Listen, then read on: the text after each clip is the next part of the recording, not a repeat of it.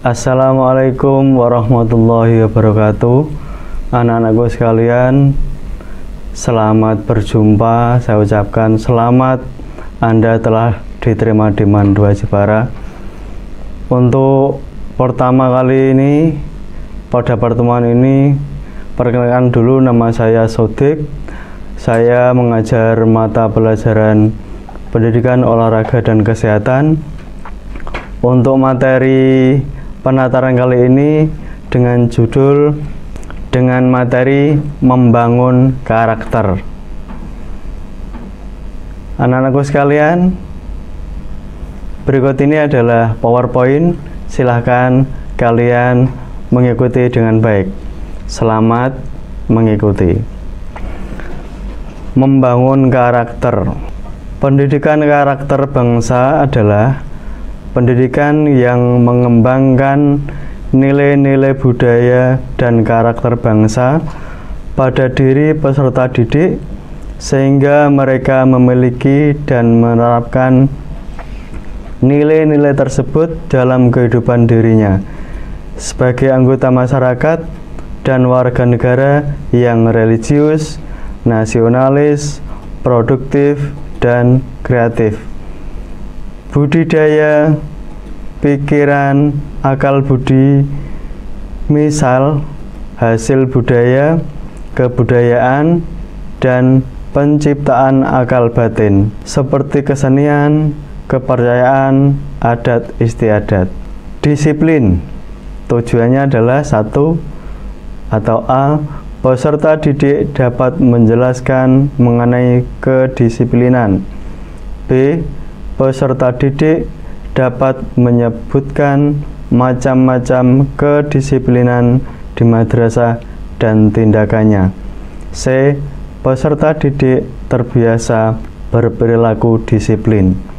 Berikutnya materi pokok firman Allah Subhanahu wa ta'ala tentang disiplin dalam surat Al-Asr ayat 1 sampai dengan 3 yang bunyinya wal asri innal insana lafi khusrin illal ladzina amanu wa amilus solihati wa tawassaw bil haqqi wa tawassaw bis sabr, yang artinya demi masa sesungguhnya manusia itu dalam kerugian kecuali orang-orang yang beriman dan mengerjakan amal soleh dan nasihat menasihati supaya mentaati kebenaran dan nasihat menasihati supaya menepati kebenaran. Jujur.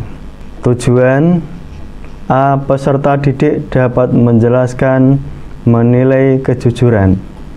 B. Peserta didik dapat menyebutkan perilaku jujur dan tindakannya. C. Peserta didik terbiasa berperilaku jujur. Pengertian jujur adalah mengungkapkan dan menyampaikan suatu pesan sesuai dengan fakta. Faktor-faktor yang memengaruhi seseorang bersikap jujur. 1. Pertimbangan akal sehat. 2. Ketaatan beragama. 3. Menjaga nama baik. Yang keempat, ingin terkenal sebagai orang jujur. Seorang sastrawan berkata, jadikanlah kebenaran sebagai rujukanmu dan kejujuran adalah teman yang paling baik. Seorang penyair bersair, biasakanlah lidahmu berkata dengan jujur, niscaya Anda bahagia. Sesungguhnya ucapan lidah itu tergantung pada didikan Anda sendiri. Faktor-faktor yang memengaruhi seorang berbuat dusta antara lain mencari manfaat dan menghindari bahaya. B. Memperindah dan membumbui bicara. C. Menghujat dan menjatuhkan musuh.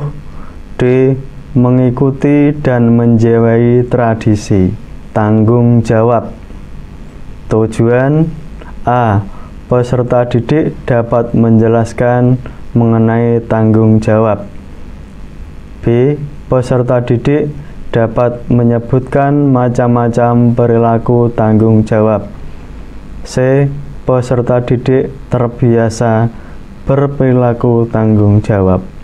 Firman Allah tentang tanggung jawab, Quran Surat An-Nisa ayat 58, yang artinya, sesungguhnya Allah menyuruh kamu menyampaikan amanat kepada yang berhak menerimanya.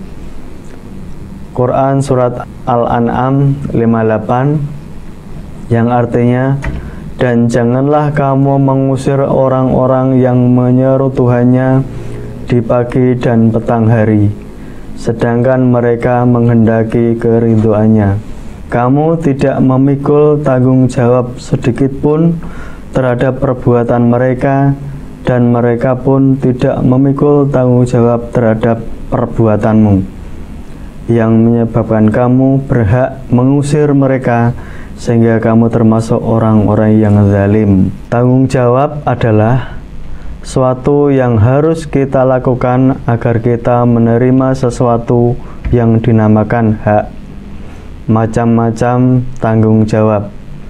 Semakin tinggi kedudukan seseorang di masyarakat, maka semakin tinggi pula tanggung jawabnya.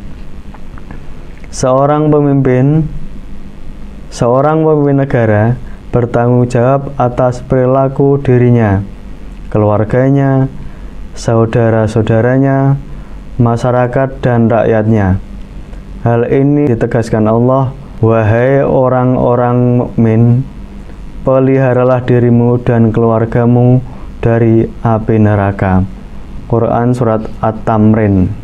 Sabda Rasulullah SAW, setiap kamu adalah pemimpin, dan setiap pemimpin akan dimintai pertanggungjawaban atas kepemimpinannya. Al-Hadis. Seorang mukmin yang cerdas tidak akan menerima kepemimpinan itu kecuali dengan ekstra hati-hati dan senantiasa akan memperbaiki dirinya, keluarganya, dan semua yang menjadi tanggung jawabnya. Para salafus soleh banyak yang menolak jabatan, kiranya ia khawatir tidak mampu melaksanakan dengan baik. Begitu pula sebagai seorang pelajar, memiliki tanggung jawab yang sudah barang tentu sesuai dengan kedudukannya sebagai pelajar, yaitu giat belajar guna meraih cita-cita yang ingin dicapai. Yang D, budaya malu. Firman Allah, Quran Surat Al-Ahzab 53, yang artinya, hai orang-orang yang beriman, janganlah kamu memasuki rumah-rumah Nabi kecuali bila kamu diizinkan makan dengan tidak menunggu-nunggu waktu masuk atau makanannya. Tetapi jika kamu diundang maka masuklah, dan bila kamu selesai makan, keluarlah kamu tanpa asik memperpanjang percakapan. Sesungguhnya yang demikian itu akan mengganggu Nabi, lalu Nabi malu kepadamu untuk menyuruh kamu keluar, dan Allah tidak malu menerangkan yang benar. Apabila kamu meminta sesuatu atau keperluan kepada mereka, istri-istri Nabi, maka mintalah dari belakang tabir. Cara yang demikian itu suci bagi hatimu dan hati mereka, dan tidak boleh kamu menyakiti hati Rasulullah, dan tidak pula menyakiti istri-istrinya selama-lamanya sesudah ia wafat. Sesungguhnya perbuatan itu adalah sangat besar dosanya di sisi Allah. Malu yang dimaksud oleh Rasulullah adalah 1. Malu kepada Allah, Karena setiap perbuatan manusia sekecil apapun dari detik per detik tentu tidak akan lepas dari muqarabatullah. 2. Malu kepada manusia.